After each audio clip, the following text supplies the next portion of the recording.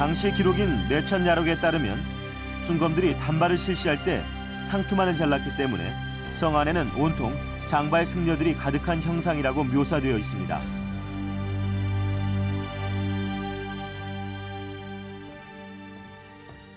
자, 보시다시피 가운데 머리는 짧고 옆머리는 길게 흘러내린 모습을 표현한 말일 텐데요. 이런 모습으로 돌아다닐 수는 없었을 것입니다.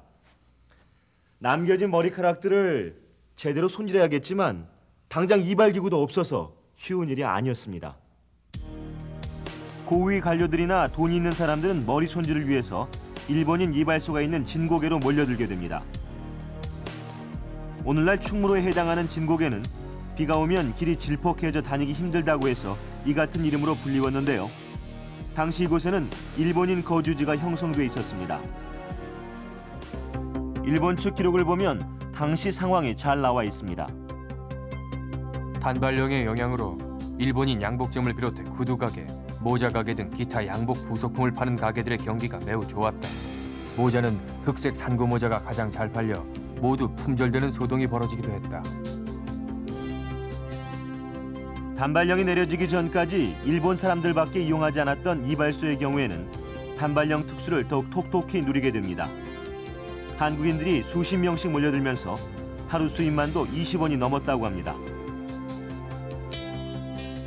머리카락이 짧아짐에 따라 갓과 망건이 필요 없게 된 것은 물론이고 의복에도 큰 변화가 나타납니다.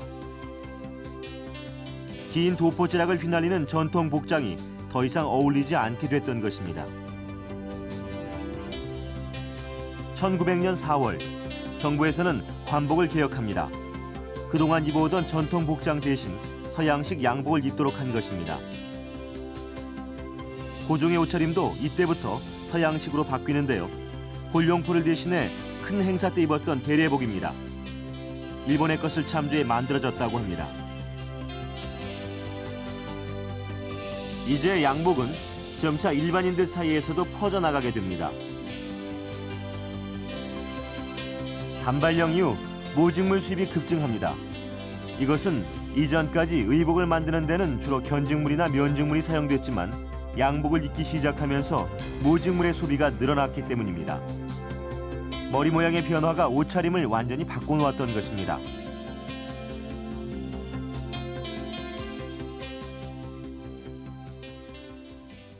집신의 양복 차림이 어떻습니까? 머리 모양에 맞춰서 양복을 입었더니 이제는 신발을 바꿔 신어야만 됩니다. 상투를 자른 일은 단순히 머리 모양을 바꾸는 것이 아니라 의생활을 비롯한 우리 생활 전반에 영향을 미치는 일이었습니다. 온돌과 양반다리로 상징되는 고유한 문화에서 벗어나 조선 사회가 서양화되는 것은 일본의 의도에 부합하는 것이었습니다. 조선의 변화로 가장 큰 이익을 본 사람은 역시 일본인들이었습니다. 이미 짧은 머리에 양복을 입고 다니던 이들은 조선 사람들과의 구별이 없어져 상업활동을 하는데 별다른 제약을 받지 않게 됩니다. 단발령 직후부터 많은 일본인들이 서울로 들어오게 되는데요. 이발사, 재봉사, 염색업 등 신종 직업이 주류를 이루었습니다. 이들 업종의 경우 조선 사람들은 기술이 없었기 때문에 시장을 독점한 일본인들이 막대한 이윤을 올렸던 것입니다. 단발령이 실시된 것은 불과 석 달 남짓한 기간 동안이었습니다. 그러나 이 시간은 우리의 역사를 바꿔놓는 혁명적인 것이었습니다. 한때 한국인의 국적으로까지 상징되었던 상투와 간문화는 바로 이 단발령을 기점으로 서서히 역사 저편으로 사라지게 되었던 것입니다.